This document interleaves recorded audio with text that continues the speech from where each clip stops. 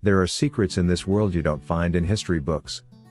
They're carried on the wind, etched in the eyes of a creature that exists to defy the impossible.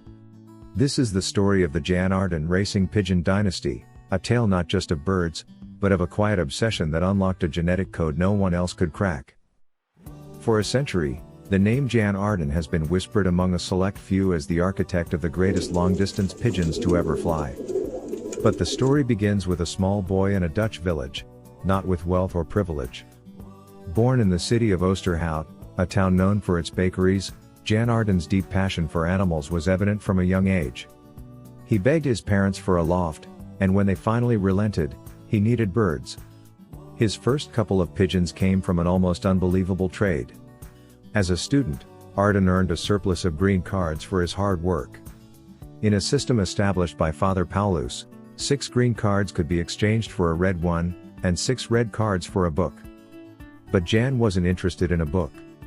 He made a legendary trade with the priest, his 6 red cards for his very first pair of pigeons. They were just croppers, useless for racing, but they sparked a fire that would burn for a lifetime. And it started with a lie. Early in his career, Aarden became a member of the local club Snelvliegers and quickly earned a reputation for being unbeatable. He was so brilliant, in fact, that he was even beating the Omens brothers and larger organizations with their own birds. The Omens family were the undisputed champions of long-distance flights in the Netherlands before World War II, and Jan Aarden learned the tricks of the racing pigeon sport directly from their father. This friendship gave him access to their exceptional birds and, more importantly, the knowledge he would need to pivot from a champion racer to a master breeder. The real test, the legendary, multi-day races from places like Barcelona and St. Vincent, were a different beast entirely. His close friend Anton got him hooked on these extreme flights, and Jan Aarden's mission shifted. He wasn't just a racer anymore, he was a breeder. He was going to engineer a dynasty. But what he did next left the entire sport speechless. In the world of racing pigeons, pedigree and color are everything.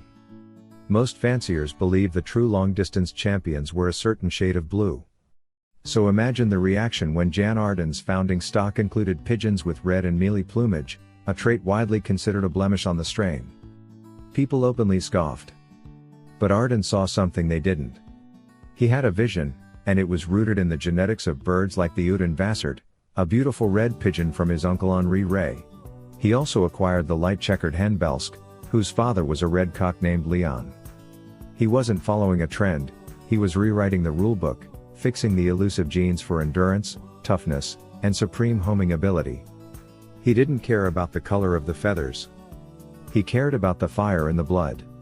He also meticulously selected birds like the Redefined, a 6-year-old light-checkered cock from his uncle's loft that, despite its very small physique, became one of his best breeders.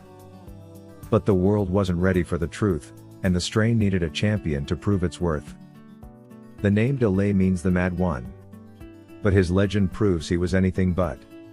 This pigeon is, without a doubt, the single greatest long-distance racer to ever live. Bred from 2 pure Jan Aarden pigeons, the Dolle ran a flawless career, taking part in 17 long-distance races and winning a prize in every single one.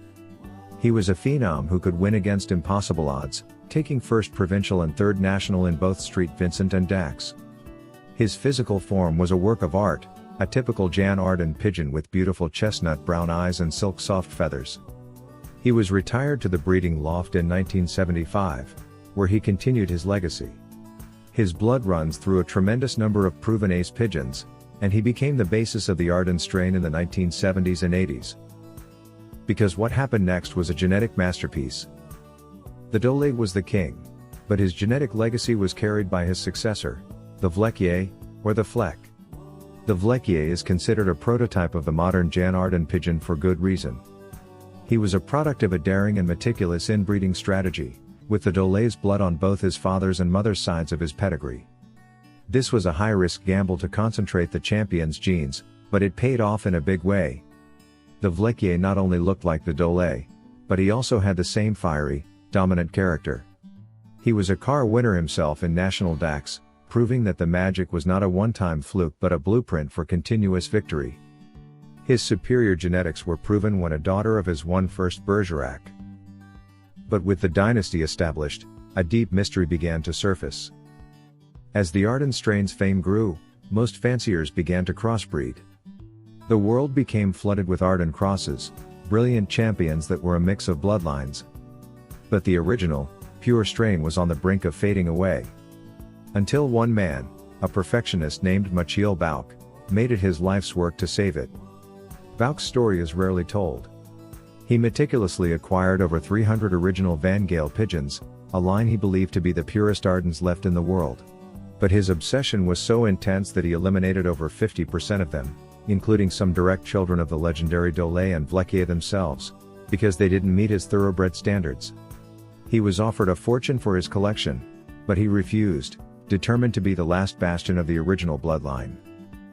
This purist's obsession has kept the true secret of the strain alive. The Aarden pigeon is more than just a racer. It's a work of natural engineering, with perfect bodies, velvety feathers, and long flexible muscles. And for those with a trained eye, the truth lies in a characteristic that is both celebrated and mysterious: the eye sign. The Dolle was known for his beautiful chestnut brown eyes, while his mother, Moeder Dolle, had dark violet-colored eyes.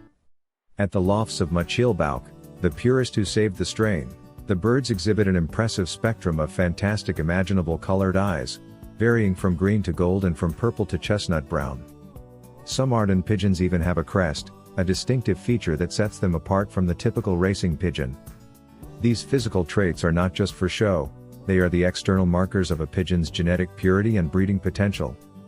The strain's excellence is maintained through a rigorous, almost scientific, selection process. And the story concludes with a final, fascinating paradox. Today, the Aarden bloodline is everywhere. Its unparalleled endurance and ability to overcome distances, mountains, seas, and other obstacles is still a primary building block for lofts around the world. The most powerful proof of its influence is the price. The champion Invincible Spirit, a Barcelona winner with Aarden lines, sold for a mind-boggling £110,000. The De Smaragd brothers went for an unbelievable £99,000. Champions like Wim van Leeuwen's De Smaragd 1 and 2 and the Kuiper brothers' legendary Barcelona 1, 2, and 3 all trace their incredible success back to a foundation bird with Aarden blood. These aren't just birds, they are living blueprints of genetic excellence. The Jan Aarden strain is so powerful that it's just as valuable when kept pure as it is when used to enhance every other bloodline it touches. A humble beginning. An unthinkable gamble. A legendary champion. The Jan Aarden dynasty is a testament to the raw, unyielding power of a single, brilliant idea, the relentless human quest for perfection. And a century later, the world is still chasing a dream that started with a boy who just wanted to fly. Sources: